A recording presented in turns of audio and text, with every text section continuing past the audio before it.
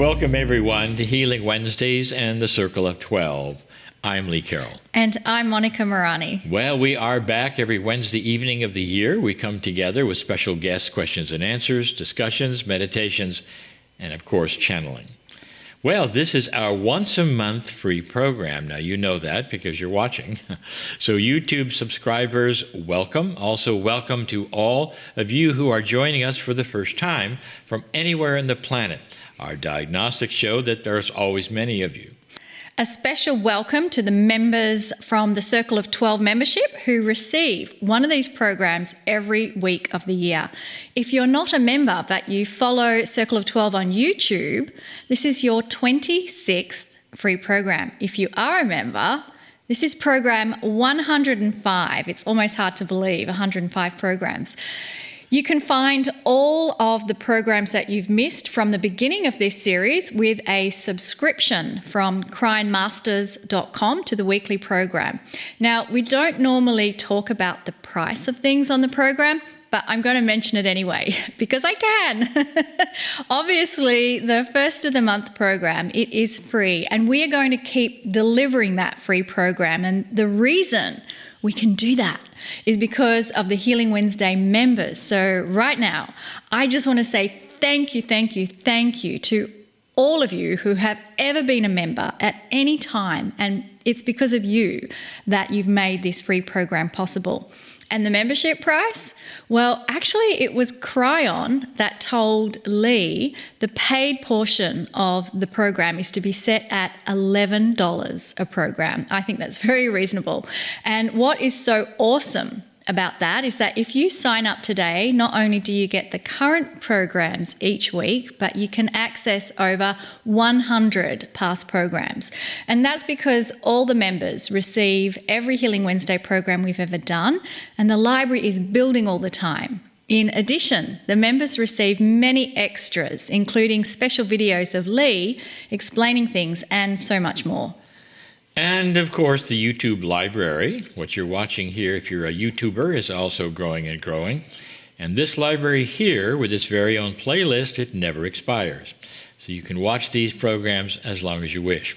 So, YouTube subscribers, please take a look at some of the great programs from the past with wonderful guests you may not know about. Most of them you don't know about because we've had so many on the program. It's just fantastic. And of course, it goes without saying, I'm going to say it anyway. Are you ready? Click the subscribe button. Be a regular part of this profound and free experience. And here's something that we've been talking about to you for the last 2 months. Lee and I have been working on a new Kryon school. We're calling this online school the Chrysalis Academy, and it's named for the well-known transformation of a caterpillar to a butterfly. Now, the very first course Monica and I are going to teach together is about core spiritual truths. It represents some of the most powerful and profound sacred information which was first taught to humanity by those from the stars. Something happened on the big island of Hawaii in 2017. In a seminar there, Kryon revealed how the grand truths of God were taught in ancient Lemuria. I've been waiting for over 5 years to teach this subject in a way that was meant to be taught.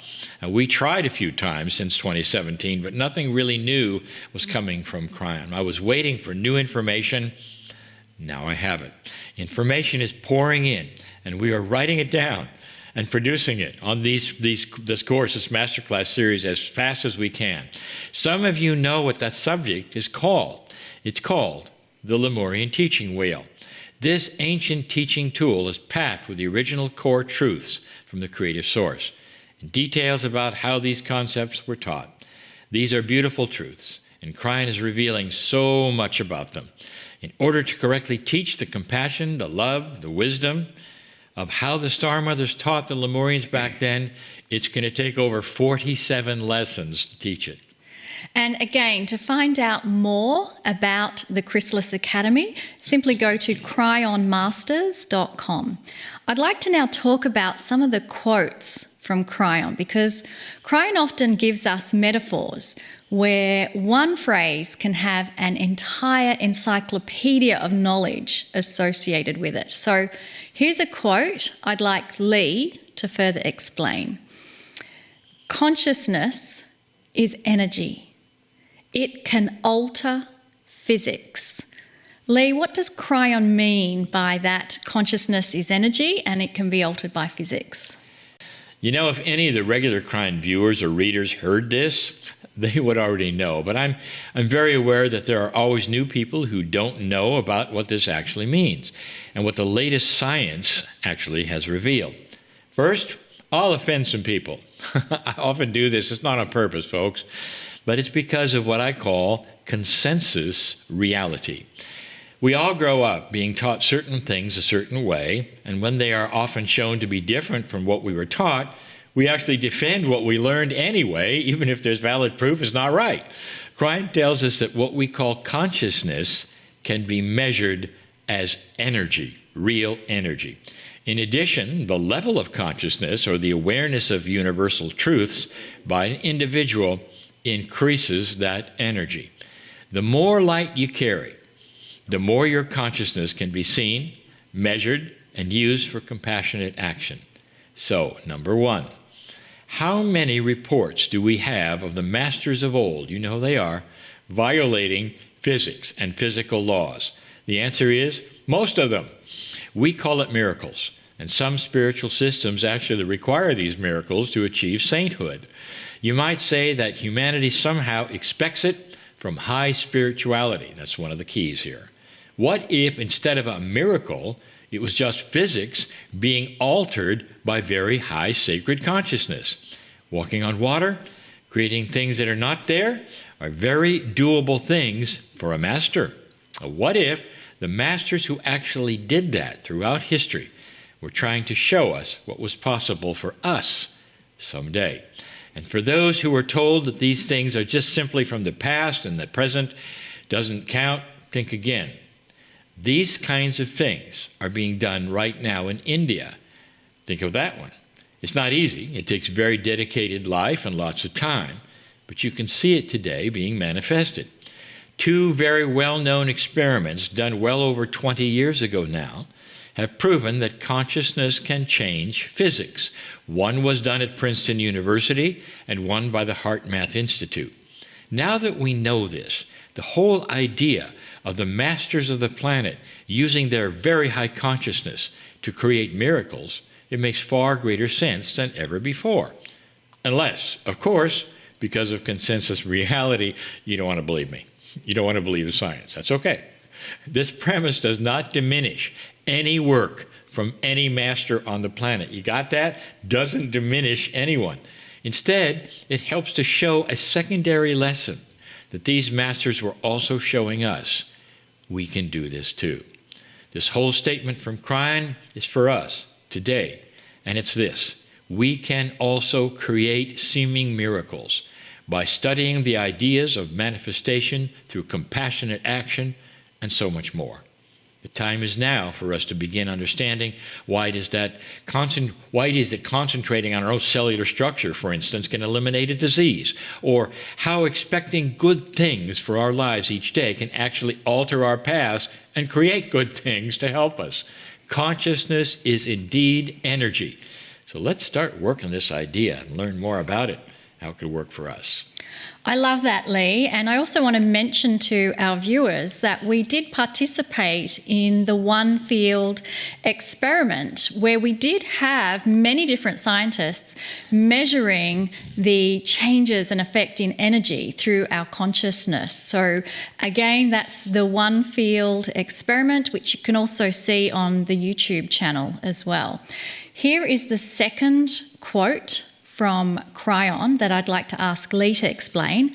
It's this: you cannot go backward in consciousness from lifetime to lifetime. What's Kryon saying there, Lee, that you can't go backwards in consciousness? Well, this is in reference to the way, I'll say, the system of reincarnation is set up. Yep, you got to believe in reincarnation for this to make sense. If you don't, you can go in the other room and get a glass of water. Like so many other revealing spiritual concepts that's given by Kryon, it's very controversial. From our own logical and linear minds, humans apply the rules of hierarchy and flowcharts to everything spiritual. It's just the way we work it. There have to be angels in charge of angels, and a place for this and that in heaven. And of course, levels and degrees of punishment and reward. All of that comes from our own human consciousness. It's not from God. God does not think like a human, does not put things in boxes like we do. Kryon gives many examples of non-linearity with spirit, and most of them are very confusing to us. We don't know how that works. We have no problem with the idea of God listening to 8 million prayers at the same time. Now, that's non-linear. But when it comes to other kinds of spiritual things, we make up rules that are very linear. Kryon tells us that there is a very loving and beautiful benevolence within the system of reincarnation. And he also says it's not really a system. There are no systems as we see them with spirit. Only love energies. Now that's a tough concept. No systems, no hierarchy, no linear physics, no human ideas of structure. But here is the premise. When you reincarnate back to our planet, you come back with the potential of remembering what you did that didn't work the last time. But here's where it gets good. It's a potential. It's a potential to awaken to your Akash and remember past experience. But since we have free choice, there's no guarantee that we'll awaken to anything. We might just repeat it again. But the promise is this: we will not move backwards into an old consciousness. Each lifetime stores some Akashic things which will stay with you, so you won't move backwards. That's the promise. So depending on what you might choose, you might have had several lifetimes trying to move to that next level in awareness, that remembrance. But once something is learned, you can't move backwards. You can't unlearn it. The axiom or rule is a very loving part of the idea that humanity always has the opportunity to learn and move on. Comparing it to something very linear, let's do that. When you burn your hand as a child, the experience is not to go near flame, and it's immediately etched into your brain. And that's with you till your last breath. The idea of having a great old souls on this planet then, right now, it's almost like a school, you might say. You can't go backwards, and you can't really fail the course. You can repeat the course, but you can't go backwards. We're starting to see more and more regular folks being attracted to finding a larger truth than they were told. I love this. There's a great deal of evidence that we are in a revelation of consciousness right now, and that our population on Earth in general is starting to object to things that were always part of the past and didn't work. We're starting to see huge numbers who are starting also to object to war, for instance, being an answer to anything, no longer. We're seeing life being seen as far more valuable, honestly, and more sacred than ever before. All lives matter. People are beginning to react to unfairness and secrecy and censorship and lack of integrity. That's new, folks. People are starting to understand that our environment is linked to us. It's about time. Unawareness and ignorance of the things I just mentioned have been the way of it for all of history. Something is changing. It's us. So this is why that statement from Kryon is starting to make sense. Our lifetimes on the planet, back to this, almost like a school of experience that we can learn from, or not. But suddenly, since about 2012 or so, the planet is starting to see things far differently than they did before. What a beautiful answer, Lee, to describing what Kryon meant by that. And I hope you really got something out of that message, how the planet is changing and you are a part of that change. One of the things that I often think about is Kryon telling us the magnificence that we have inside. And it's not something that we grew up with, in having someone constantly remind us that inside you is a piece of the Creator, a divine spark, and you are so magnificent. So I'd like to have us do a brief meditation where we really contemplate that idea that inside of us is this spark of the divine Creator. There is a piece of God living inside every cell of your body. And if that's the case, why don't we see it? Why don't we see it in ourselves in the mirror? Why don't we see it in every single person we come across? So let's use that as our inspiration for a meditation. I invite you to close your eyes and allow your breath to become softer and slower, so that as you breathe in, it's a count of 5 or more, and as you breathe out, it's a count of 6 or more, so that you're breathing in and breathing out becomes a slow rhythm that signals to your body that you are in a safe place, that you can completely relax. And in this safe, relaxed place, let us put a question into the field. Dear Spirit, show me my magnificence. Dear Spirit, bring to me things that remind me of my magnificence. Dear Spirit, show me the magnificence in others. And now that we have set that request, just be observant to what things will unfold in the day ahead, in the week ahead, in the months to come. Things to remind you and show you of your magnificence. Greetings, dear ones. I am Kryon of Magnetic Service. This is the beginning of a month, a series of channels, of subjects, as we always do. The particular subject, this particular month, will be 4 lessons, if you want to call it that, of a change of paradigm. Now let me start this with a message that you've all heard before. There's something going on the planet right now which we're calling the shift. Something that was foretold by the ancients and something that you can see even in your news. Things are changing in ways you didn't expect. And some of those things that you don't understand and you think are negative and are changing what's happening on the world to a negative way, you're misunderstanding. Kryon, how can you say that? War is here yet again. Is that not a step backwards? Indeed, it would seem to be.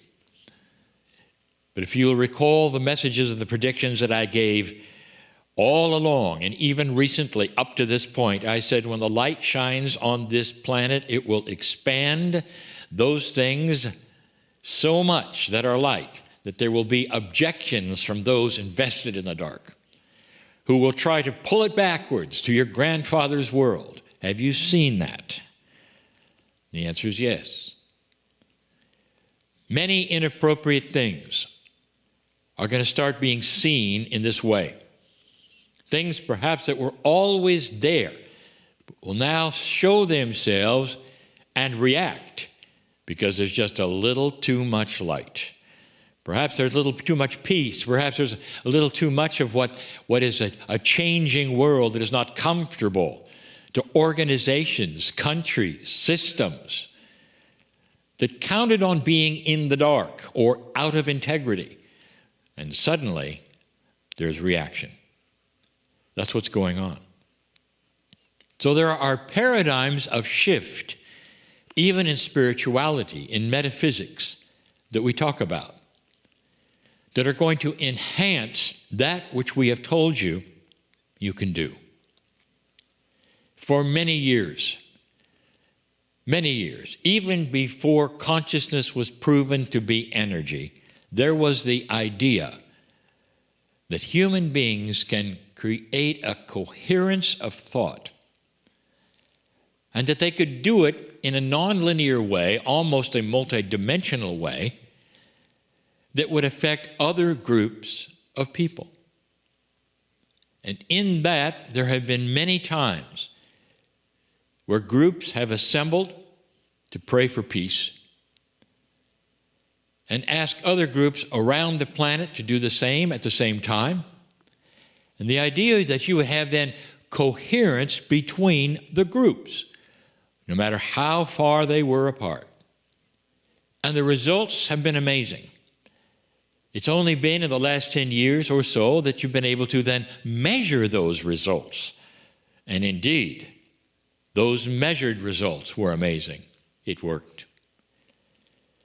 But the premise is still linear. As good as the premise is, a group of people coming together can create a specific light energy that can be sent then and felt by other groups around the planet, who then also in coherence will create other light energy. And the idea is that all of this together will spill off into those perhaps not in the groups and help create coherence in the decision makers, in those who would be voting, and perhaps those who are just part of the planet. And it would spill over into them so that there would be a coherence, and you would eventually have peace on the planet. Healing would be the same way. Now, this has been done for a very, very long time. And only in the last 20 years or so it was seen as very effective, profoundly so, unexpectedly so. And that's where it stands. But I can tell you something, a change in this paradigm of how it's done, but moreover what to expect, is at hand. Using the same principles, the same paradigm that you did in that linear way, with a new idea infused into it, can make it tenfold what it is. I give you this example. Let's pretend that in this, the old way of doing it, a good way so far, the only way, is that each of you has a wand of light. And you hold this wand of light in your hand, and the coherence that you produce with the group you're in lets everyone have that wand of light. Now they're in coherence of light, and they all have the wand. It's beautiful. It's powerful, very powerful. The wand of peace, you might say. The wand of awakening, you might say. And as they meditate in this state, others on the planet in other groups, they see this and they get that wand as well. And all of them are then suddenly able to hold their wand of light. Now, this is the old paradigm, and there's nothing wrong with it. It's beautiful. And the idea is that if enough people carry that wand of peace and light and awakening, it spills over. But there's something that also happens, and it's very linear, very linear. You can call it the law of diminishing returns or the law of the inverse square or whatever you want if you want to get physics into it. And here it is, that when you stop the coherence and you stop the meditation, the wands go away. What you hope is that enough people got the wand to help the peace on earth or the healing that you're trying, and so you do it again. And so you do it again. Nothing wrong with that. But what if you could enhance that experience by another paradigm? A complete change, and yet it's the same. It's a little non-linear. I'll give it to you now. The person holding the wand says, "Let this wand be me." And inside of you, you become the wand. Now there's something different here.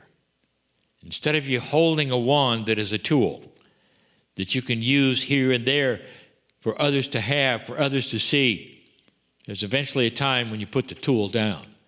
But if you put it inside yourself, are you listening? It's forever. It goes into your DNA, into your cellular structure, into your consciousness, and you become the light. And you share that with the others around you in that group. So each one of them has the opportunity to either carry the wand or become the wand, to have light infused into them so that their consciousness emits it. And it stays there. There's no putting the wand away, because now it stays there. Till their last breath, it stays there. Light inside of them is created.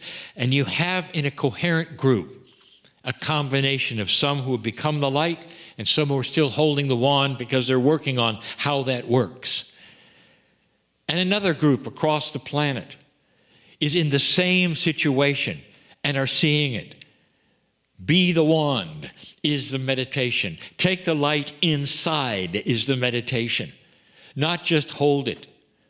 But then when you have the other group from across the planet and they become light themselves, and some of them take it inside and some of them hold the wand. When the meditation is over, listen to this. When the meditation is over and the exercise or the experiment is done, what are you left with?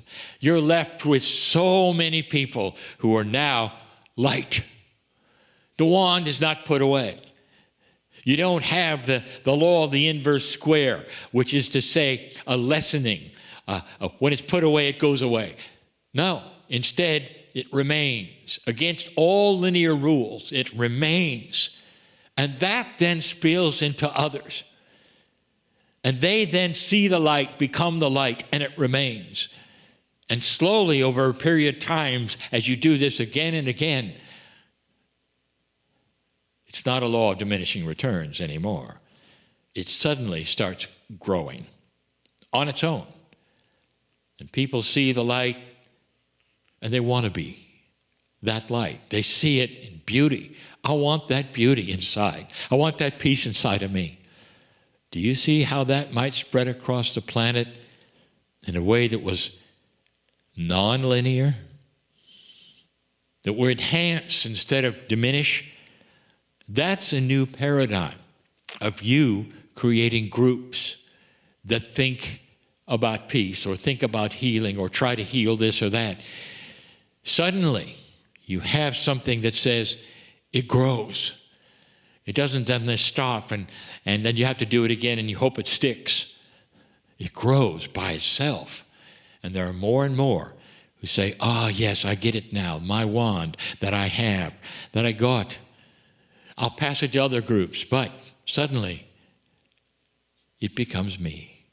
And now I am the light walking this planet for the rest of my life.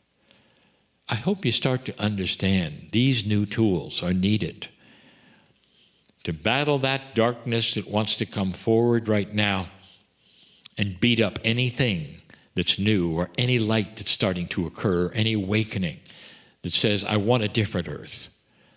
I want an earth with compassion and integrity. I want earth to matter.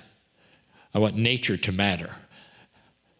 I want a different paradigm of life where light makes a difference and I can see it everywhere.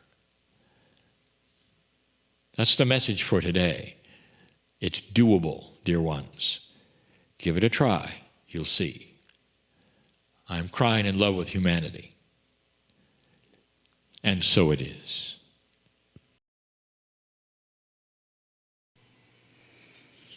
And with that beautiful message of illumination and light, I invite you to open your eyes and bring your awareness back into your body. And we're going to move into another part of the program where we have an incredible, amazing individual changing the lives of so many people on the planet.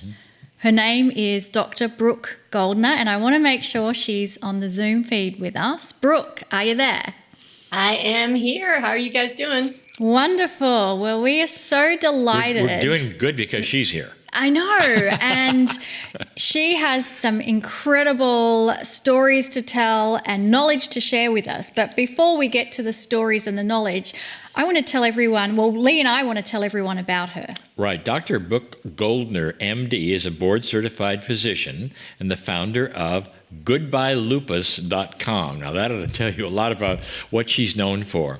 She is the creator of the hyper-nourishing nutrition protocol for lupus reversal and is the author of 3 best-selling books, Goodbye Lupus, Goodbye Autoimmune Disease, and Green Smoothie Recipes to Kickstart Your Health and Healing. She's been featured in multiple documentaries such as Eating You Alive, Whitewashed, and The Conspiracy Against Your Health. She's also been featured on TV news and The Home and Family Show, as well as many radio shows and podcasts. Dr. Goldner is a highly sought-after keynote speaker, so we're so blessed that she's given up her precious time to be with us, and she shares the stage regularly with other notable doctors. Dr. Goldner graduated Carnegie Mellon University with honors. Oh, I believe that, for what she's accomplished for genetic research and leukemia and neurobiology. She's a graduate of the Temple University School of Medicine, was chief resident at UCLA Harbor Residency. And she holds a certificate in plant-based nutrition, I love that part, from Cornell University. Welcome, Dr. Brooke. All of the things that I just said and read in your bio, I really am interested in. Would you tell us, let's just start at the beginning. How did you get interested in all of this? Well, goodness. So it's not like I suddenly developed an interest in all of this. It's kind of my life story. So before I was a best-selling author or on any TV or radio shows or doing anything like this, before I had a white coat, I was a patient. And so my story really starts back when I was a teenager and I got sick. I started developing problems like migraines, which then led to arthritis, which led to rashes. And finally, at 16 years old, I was having a very bad day with just terrible arthritis and feeling awful, migraines, vomiting. And my parents took me to the emergency room, and the doctor finally figured out my diagnosis, and they diagnosed me with a disease called lupus. And lupus is an autoimmune disease where your immune system, which is supposed to hunt down and destroy invaders like COVID, bacteria, viruses, or help you deal with injuries, well, in lupus, your immune system can get confused and instead hunt down and destroy parts of your own body. And so it was causing the arthritis and the rashes. But also when I went in, they found that I was also in stage 4 kidney failure. So I went from thinking I had aches and pains and rashes and headaches to being told that I had 6 months to live if they didn't do some very aggressive and even experimental treatments. So I was given super high doses of steroids. I was given high doses of hormones to prevent puberty from continuing because the medications that they wanted to give me, like chemotherapy, could actually cause ovarian cancer, sterility, all sorts of things. So I was treated very heavily by the medical world to try to save me because they said if they didn't, then within 6 months, my kidneys would fail completely and I wouldn't make it unless hopefully maybe dialysis was my best choice. So as you can tell, I did make it, but it took a lot of doctors and a lot of medicines and a lot of pain to get through those years. So I had 2 years of chemotherapy, and that eventually helped my kidneys get into a remission. But with lupus, remission doesn't mean that you're not sick. It doesn't mean that you're cured. It basically means you're not currently dying from the illness. So that's really where my entry into the health world began. I mean, I was always a nerd. I always loved science. I loved biology, but it really kind of put me on my path to what my purpose would end up being. And at the time, I didn't know why I was so sick or why I was going through it all. I just had to find a way to stay focused and stay purposeful and stay happy in spite of all the things that I was going through in my health. But that was really my goal was, I was being told all this information about how sick I was and how poor the future looked. But I come from a very resilient family that doesn't really listen to those negative stories. My family came here as refugees from World War II. They were Holocaust survivors. And they suffered and starved and lost heavily through the war. And when they came here, it was so that their children could have better. And so even though I was sick and had to take a lot of medicines and had to deal with a lot of pain, I still felt very lucky because my life was better than my families that were suffering through prison camps and the Holocaust. And I was surrounded by people who loved me. And so that was really how they kept me focused, is that I'm lucky. I have to stay grateful, and I'm not going to die. I am going to have a purposeful life, and I have to pursue my joy and my passion and keep working towards my goals, and not embrace this idea that it was over or that I wouldn't. And that's what I did. And so I just worked harder, studied harder. I might not be able to go in the sun, or I might not be able to go out and do the things other people could do because of my pain or my side effects or my medicines.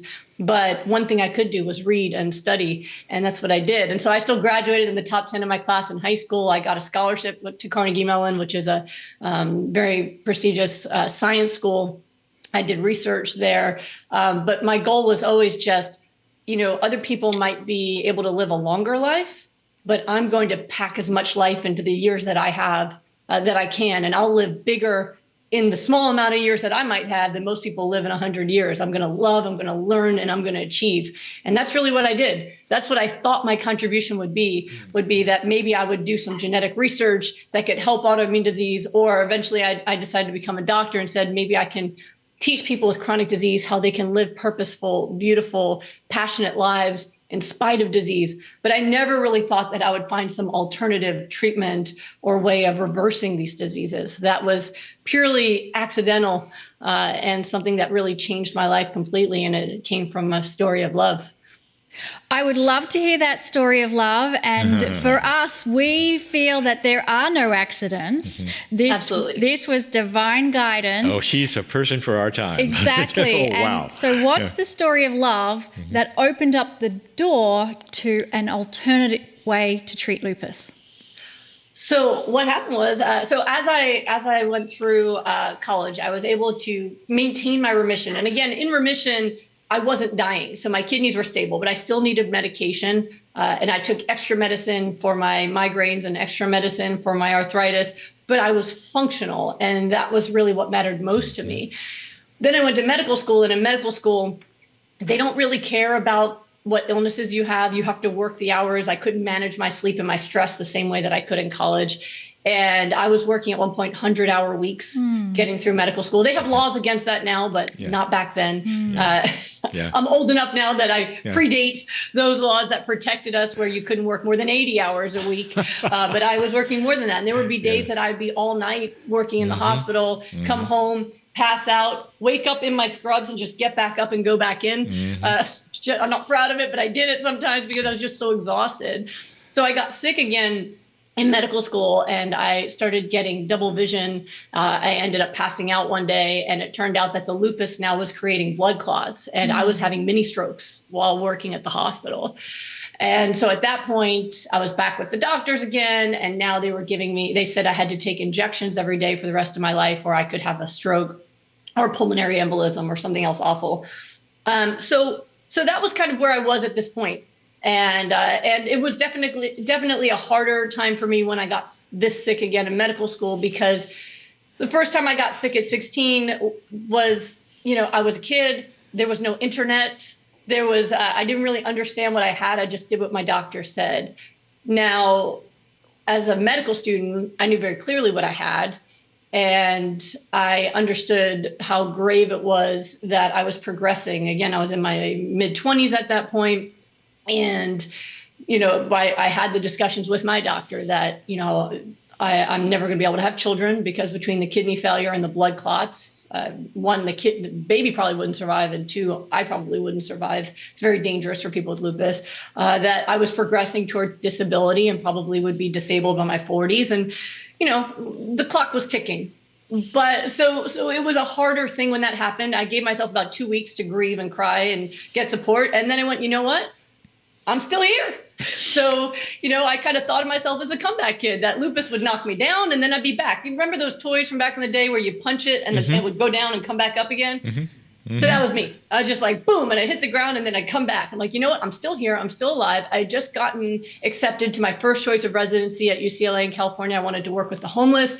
And I was just very excited for what was next. And I said, you know what? I'm still lucky. How many people live their dream? This has always been my dream. I'm going to be a doctor in another year and a half, and I'm going to get to live my dream. And that's all that matters. And so I was back to my place of just gratitude and happiness for my life, which is where I've always just lived there. The sadness doesn't stick for long because I just am obsessed with happiness. I don't want to waste time. Time is precious for me.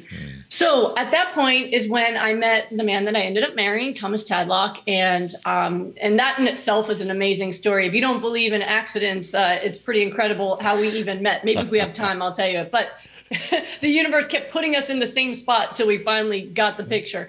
But we fell in love very quickly, and within a month of meeting each other that time, we knew that we wanted to be married.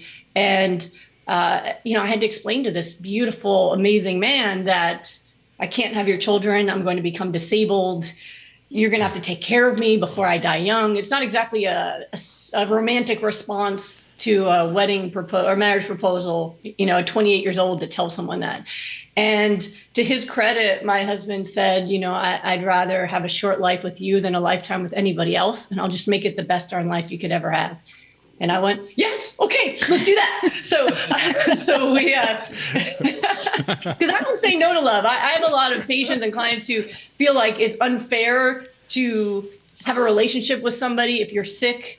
That it's unfair to them. And I say, don't decide who gets to love who. If someone wants to love you, then let them love you, right? Like, take all the love, So that's what we did. And we said, we'll just have the best life we can together.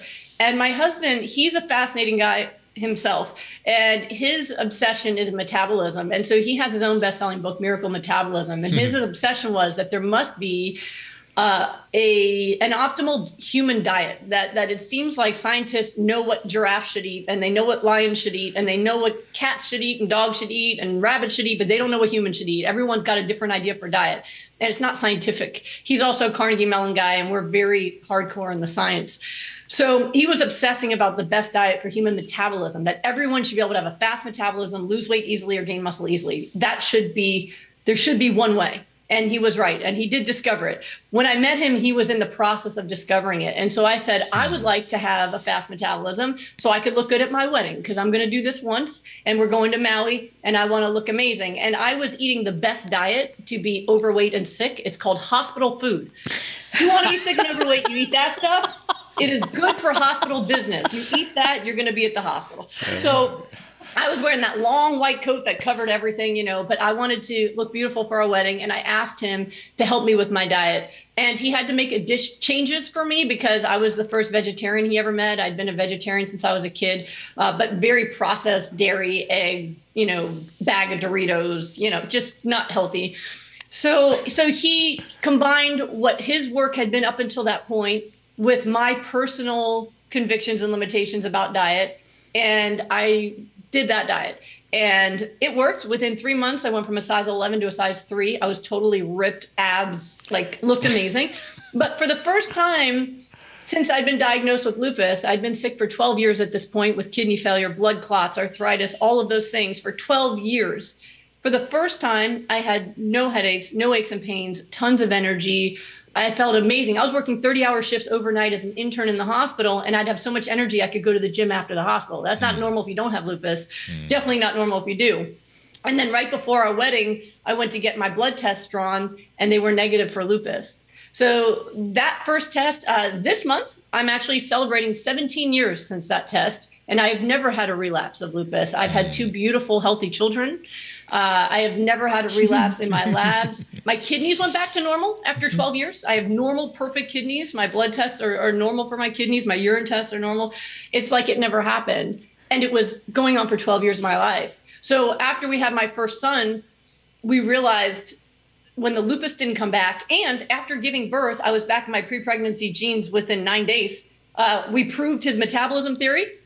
And we also proved that metabolism must mean something more than just whether you can lose fat or gain muscle, but perhaps it has to do with your cell's abilities to respond to what it needs to do, repair damage, immune function. So we spent years examining what happened to me, what I did, what I ate, to see if we could discover what it was that caused it, because we don't really believe it's ethical to just tell people, do what I did, I got better, which is what you find all over the internet. You don't know if you got better because of what you did, in spite of what you did. Was it love? Right? Like, does my husband need to meet each person and anoint them? Like, what was it? Right?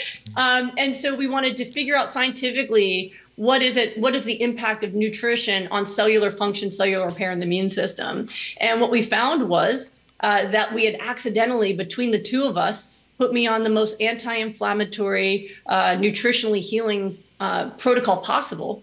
And then we tested it, and we could get the same results. Only when we proved we could get that same result with everybody else did we decide to share it. And we decided to release it to the public for free, because we believed it should be a human right to have access to that information. So since we've done that, thousands of people all over the world have reversed diseases like lupus and rheumatoid arthritis and multiple sclerosis. And, I actually just posted yesterday a video of someone who I found on YouTube. YouTube recommended a video, and it's somebody who read my books, and she reversed her MS, and she got her vision back after 10 years without her vision. And it came back from drinking my smoothies, right? And so it's just been a beautiful gift that everything I've ever been through, I'm able to help people save their life. And my husband always says he gets to save their wife. But I love it's become that. our purpose together to, one, live all out and enjoy the gifts we have, but two, to make sure we give them to as many people as we can as well.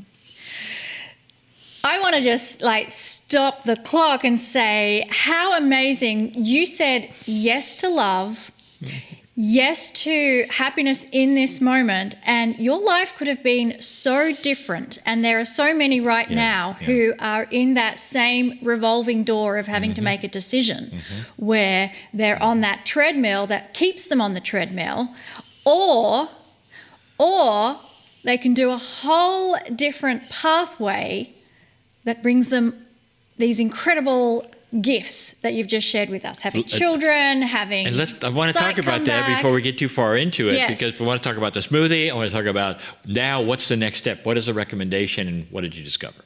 Yeah, absolutely. And what I will say, just to comment on what you brought out, what I teach my patients and my wellness clients is I believe that your heart is your GPS to your purpose.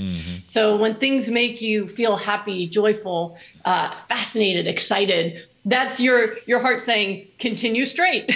Like, you're going to, right? When you come up with resistance where things feel painful or unhealthy or wrong, take next left, make a U-turn, right? So I really believe our heart is connected to our purpose and our passion. And I've always said yes to that. And I was raised that way. My parents even said, find the job that makes you happy that you would do for free. You will always find your way. So I was also very blessed to be raised that way, that's really our connection to that joy matters. And I found it's always been connected to purpose. And I'll say, just like, because I teased it before, even meeting my husband, I met him when I was on a date with somebody else. It was a first date, and the man was rude.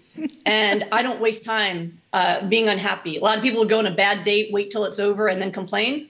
I just said, you know what, you're being very rude and condescending. So the date's over, and thank you. I will find my way back to my own car. But the music was wonderful. So I said, I'm going to stay and enjoy the music and dance, but this part's over. So I did. I left the date and I danced all night, and I had a wonderful time. And when I went to get a glass of water, my husband was sitting there. He normally wouldn't have been out that night, but he went out because a friend begged him to, because he was having a breakup. And because he was there and I was there, I sat down and talked to him, and our hearts connected. So because I wasn't willing to be miserable even for a moment, and I wasn't going to let myself suffer from somebody else's negativity, it gave me that opportunity I might have missed to then connect with my true purpose for being at that place on that day, which was to meet my soulmate. So yeah, I'm very much connected to my heart. And folks, I'll just say it right now. If you're listening here, this is the message we've been giving for years and years. You have a choice of what to do. You have a choice to choose these kinds of things. And you just heard it from her. Yeah. Yep, absolutely. But I can tell you about the smoothies. So science is all connected through all of this. When it comes to cellular function, right? There's certain things that you are a bag of cells all working together, right? And you have about 100 trillion of them. And it takes a lot of damage for you to even feel sick, right? You can carry thousands, millions, maybe even trillions of cells that are damaged and sick. You don't notice it till you hit that critical threshold where you go, ooh, I have a pain. But meanwhile, that pain was caused by enough illness building up, right, that you actually got there. So sorry, I get choked up talking about my husband and then so sorry. So you've got this illness that's built up inside of you. Now we have to repair that damage. And the good news is what I've learned is that it's never too late. Your cells are programmed to repair themselves. Like a Lego set has the directions. You need the directions, then you need the Legos, right? If you're missing one of the pieces, now you're stuck. Same thing with cellular repair. So you need vitamins, minerals, antioxidants, phytonutrients, phytoenzymes. There's omega-3 fatty acids, all these different things you need for cellular repair. And the protocol we created is called hyper-nourishment, because what we do is we intentionally overdose you in the nutrients your body uses for cellular repair. So what that does is that creates this fast metabolism where you can, if your goal is to lose fat easily or build muscle quickly, it's going to work. Or if you need to repair damage, it's going to work for that. And when the damage gets repaired, it just gets better at dealing with threats as they come in. Like if you get a cold or a flu, right, that you should be able to quickly handle it and be better. Aging is a function of breaking down cells over time. If you have more nutrition, you're going to age more slowly. You're going to reverse the aging process in all the organs in your body, including your skin, but more importantly, the ones on the inside that keep you moving. So the way we overdose people, a simple way to do it is with green smoothies. And you see, I always have one, and this is not a prop. I was just drinking this. This is my smoothie. But the easiest way to hypernourish is through a straw, because a lot of people aren't used to eating the foods that give them the density of nutrition you need to stimulate this repair process.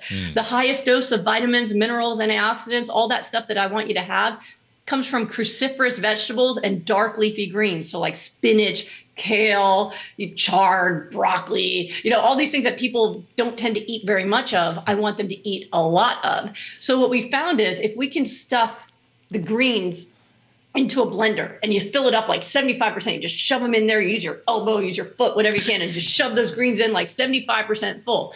Omega-3s, you grab a handful of flax or chia seeds, put that in there. Add some water. Water is a key ingredient for cellular repair. People who are dehydrated don't heal quickly. They need that ingredient. You don't need more coffee, you need more water, right? Put the water in there. Then with the remaining space, you add your favorite fruits, banana, frozen mango, pineapple, cherries, grapes, apples.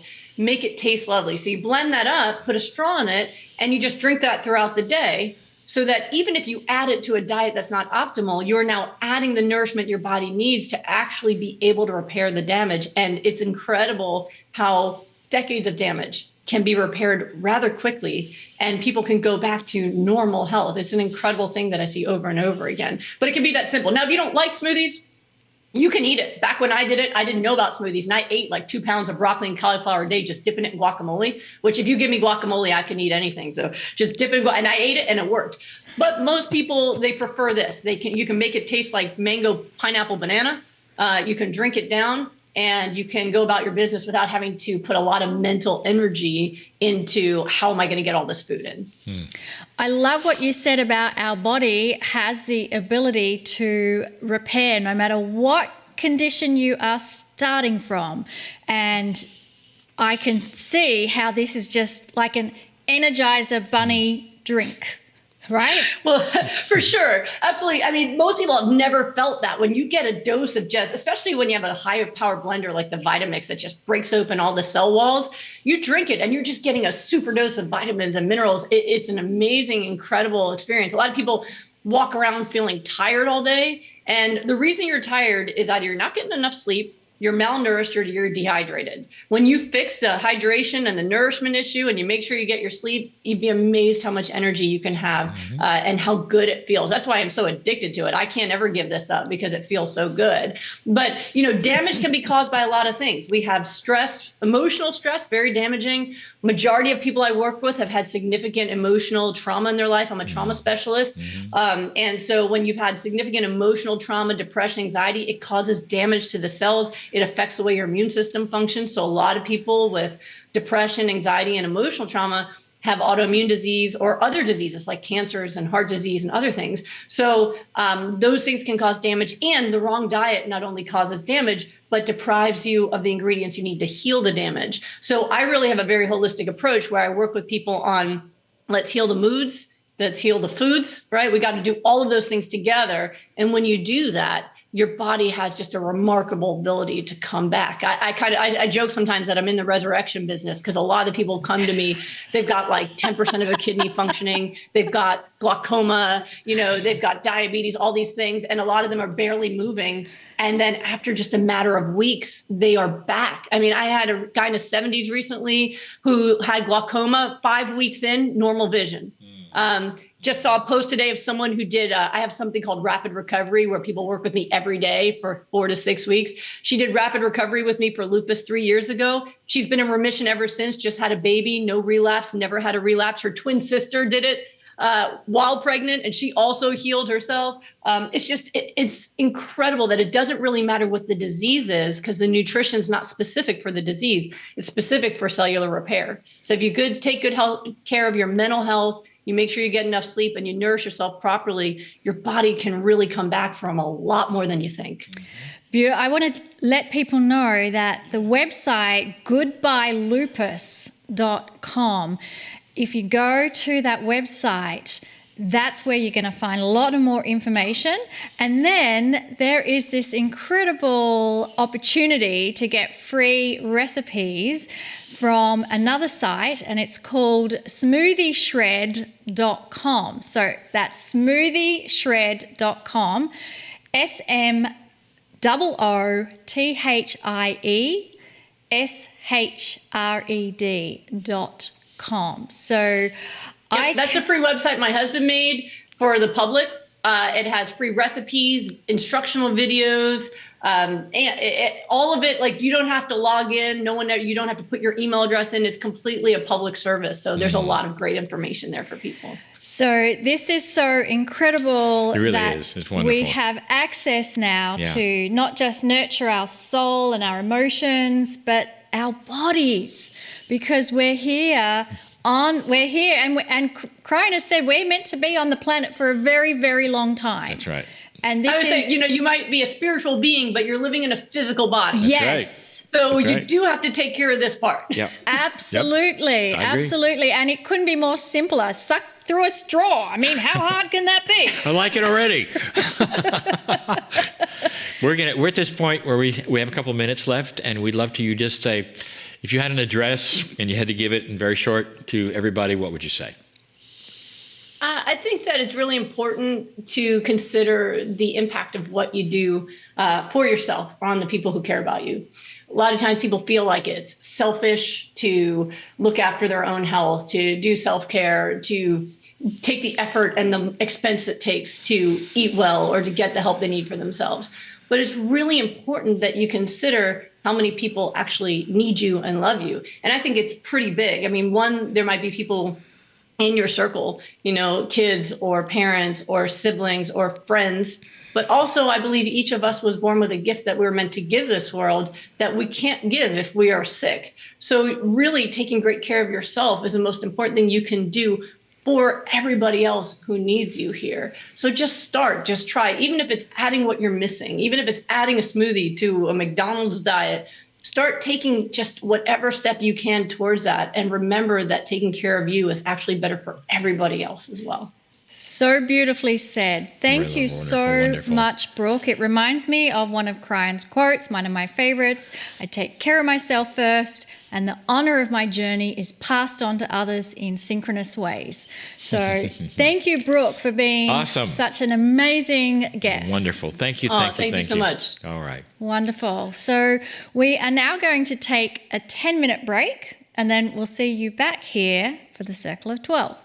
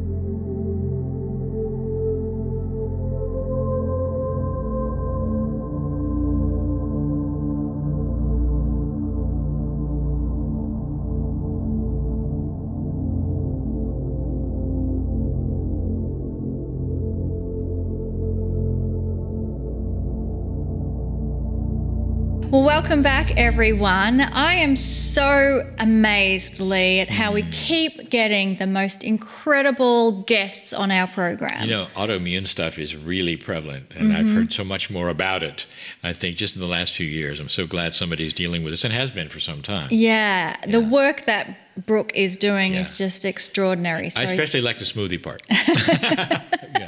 Oh, you're so smooth. Thank you. Well, it's time again to do what we're calling Miracle Moments. This program you're watching is, of course, about healing. It's about sending and receiving energy, something that old souls do really well. Before we invite you to participate in this week's Miracle Moments, I'd like to ask Monica to share one of the miracles that a precious old soul has received. This miracle moment comes from Facebook. Leslie had a miracle happen, and here it is. I'm 76 and have been on this consciousness path for most of my adult life since the mid-1960s. I've been inundated with bag lady fear energies. Nothing I've ever done has ever been able to silence this past life issue and the emotional havoc it creates. It hasn't helped that my business pretty much died and I've been living off of my savings.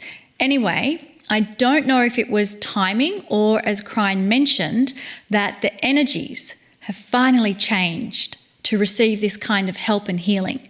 But I called forth for more helpers who were masters in my particular situation. I began to see the most beautiful colours moving around, and then I could feel them going into my belly. That's where I usually feel the anxiety and fear. I stayed lying on my bed for at least an hour after the channel had finished because I knew deep removals and major releases were being done. I just wanted to let you know, and I'll continue to observe. Hopefully, what I came in with and what has tortured me for at least 50 years has been removed. Thank you both. Thank you, Leslie. I absolutely know that the profundity of that experience has removed that issue for you. Thank you so much for sharing that with us. And it's a beautiful reminder of what is possible, that miracles can happen. And what I'd like to do now is invite all of you to join with me in sending energy to those who are needing a miracle right now. Many are in trouble. Many have asked for our help. Many want prayers sent to them. And that's what we can do as a group of old souls together. And so I invite you to close your eyes and feel, sense, or visualize your body as a wand of light. Continuing on from what Kryon gave us in the channel, that you radiate light and broadcast it well beyond your physical body. And that as we create a field of coherence with each other, this light begins melding with all the other bright lights around the globe. And the amplification of this light that melds with all the other bright sparks across the world means that there is no corner on the globe right now that is not having light spill out onto it. In other words, we have created a blanket of light around the globe. And this illumination can trigger a cascading effect of other lights being turned on, so that those in trouble can feel or sense turning a corner, having help, receiving support, feeling love, feeling compassion. And we wish to remind you that as you radiate and transmit your light, your transmitter is also a receiver, and that you too are included in receiving this wave of love, support, compassion. And from this posture of energetic support and love, let us now move into the Circle of 12 experience with Kryon.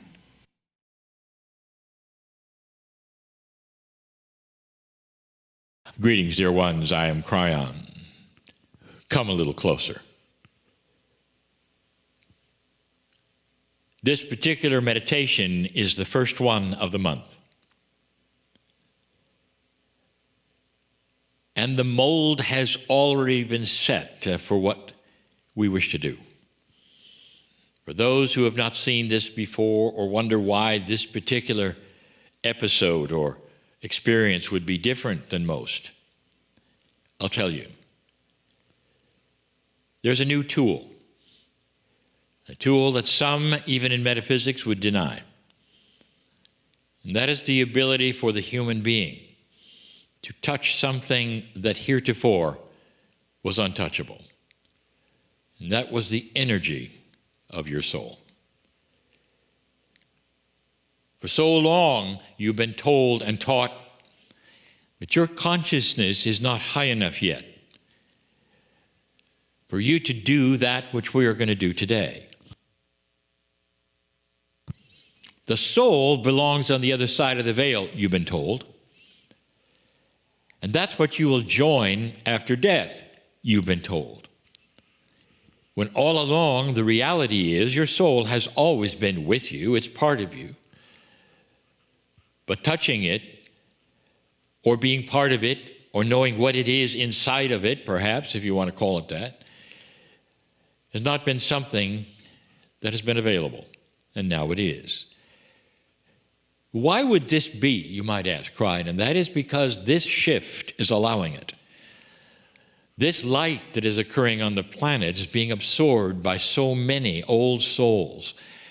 Can I say it again, old soul? If you're watching this, and this is the first time, or even not the second time, you're not here by accident. If you are interested in these things and your abilities to change this planet with the energies of how you think and what you do, to change your life, you're right. It's something that, again, those before you did not have. Even you in your past lives didn't have. That is because there's an awakening going on, and it goes right into you, inside you. It enhances everything that you are and allows for these things to occur. And these things that occur are an elevation of consciousness, awareness, and the abilities to do these kinds of esoteric things that we're about to do. What things might they be? You'll see. We need you to stay, dear one. Do you hear this? I don't know why you're watching this. Really? Do you?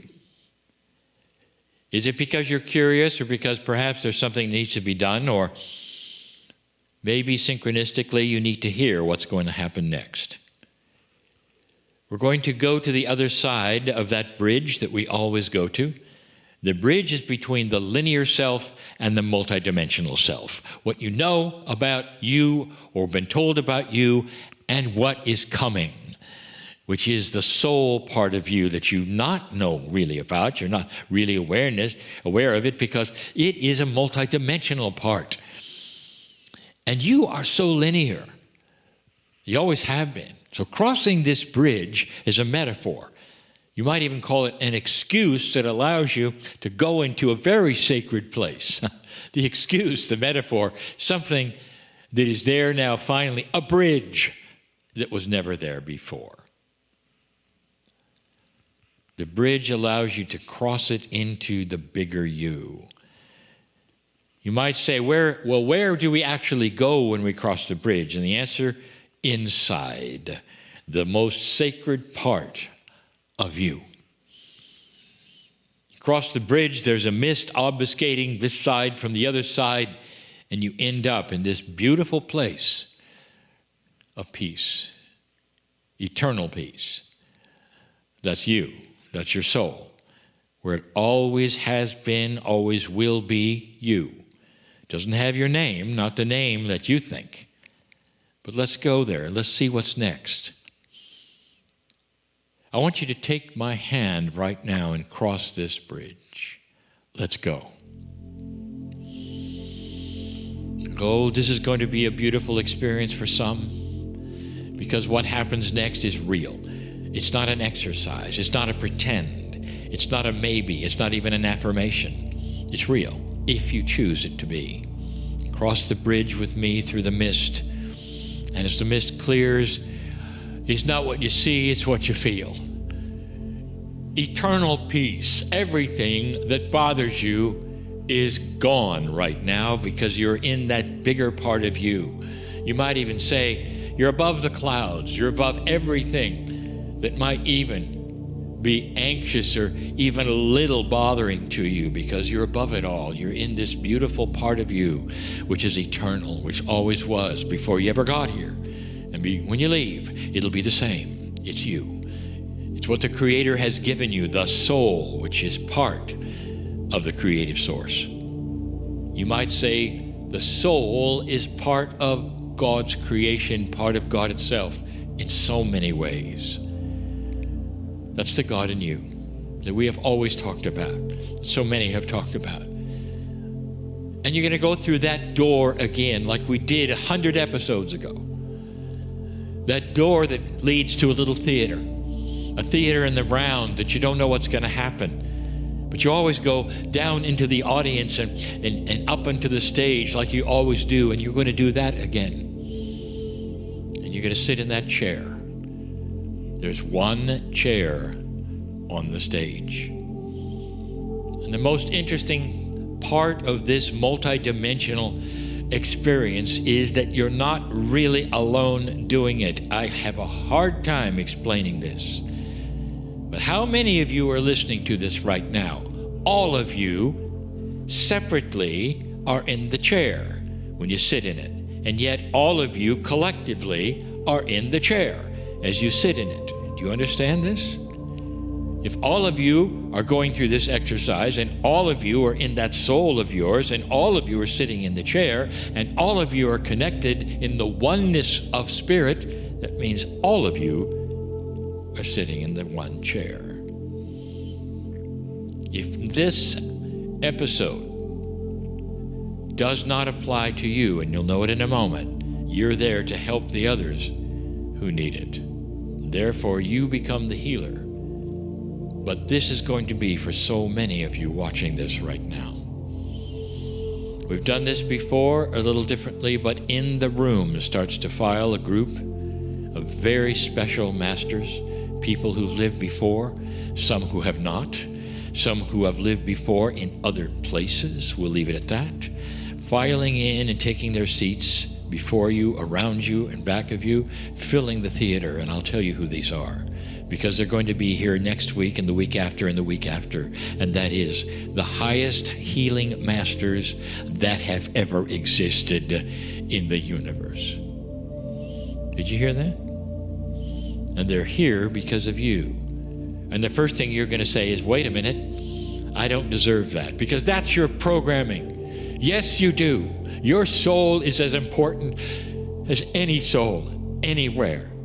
Any soul that's ever even been alive on any planet, anywhere. Your soul is part of theirs, and they're part of you. And this new tool you have, dear ones, of being able to walk into this place and visit your own soul, opens the door to what's going to happen next. That's beautiful.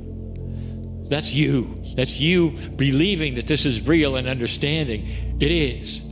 There are so many testimonies of what has happened in the chair. So why don't you be one of them with what's coming next? And those healers, they sit down. And each of them together, all of them as one, speaks your name.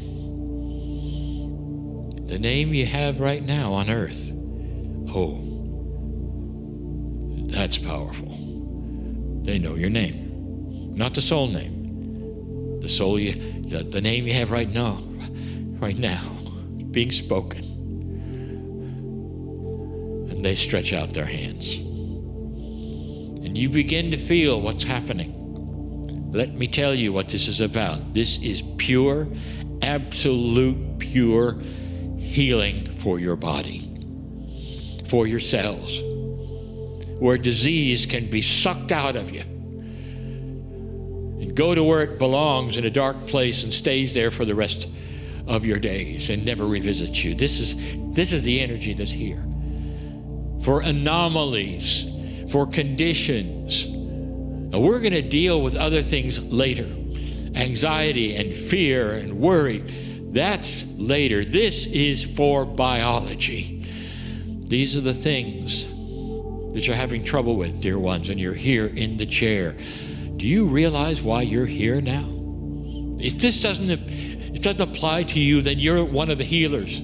That's why you're here. The rest of you, listen, you're in the chair so that you can then be in the chair and heal the one who needs it, as well as those healers in the room, because you're powerful too. Let this be a moment where absolute healing, biological healing happens. Aches, pains, anomalies, things that are not quite right, diseases, start to then be taken away and removed. You know, the masters of old did this to others in their time. And some of those masters are in the audience. Did you know that? And they can do it now as well. That's why they're here. That's why you're here. And what this does is to keep you here longer on this planet, because you are needed. Do you understand this? This is for you. And it's not just so you'll feel better or live longer because you want to. This is so that you can show your light to others. You can tell them about this. What happened to you? Didn't you have this disease? And you can say, I found something you should know about. We're more powerful than we think. And you can take it from there. This is not something that belongs to a few. This episode you're feeling as you're in the chair, as these things are happening right now, belong to everybody. Everyone, not just those watching this program. Anyone who realizes it. Anyone who can start dismissing that consensus reality that says these things are not possible. That was trained in you. You know better. You're receiving it. You receiving it. This is real. This is what I want for every one of you. And there will be some of you who say, and when this is over, what happens then? I'm liking this. Can I watch this again? Yes. As many times as you want, and you can sit here as many times as you want, and you can feel all of this inappropriateness leaving from your body. It's inappropriate for someone carrying as much light as you do to have these things in your body. I want you to feel it starting to move away from you. Dear disease, dear inappropriateness in my body, this is your last day. You may have served me in some way formerly, but not anymore, because this energy is different. I am different. It is time for you to leave. And the healers in this theater are doing that which they came for, with arms outstretched, continuing. Oh, now they're singing your name. Oh my. Can you feel this? You're going to leave this chair differently than you came. But it's going to require something else. Complete and total surrender and belief that you deserve this. Stay and deserve this. Stay and feel this. Stay and be healed. I'm crying in love with all of you as you stay and stay and stay. Beautiful it is. Wow. And so it is.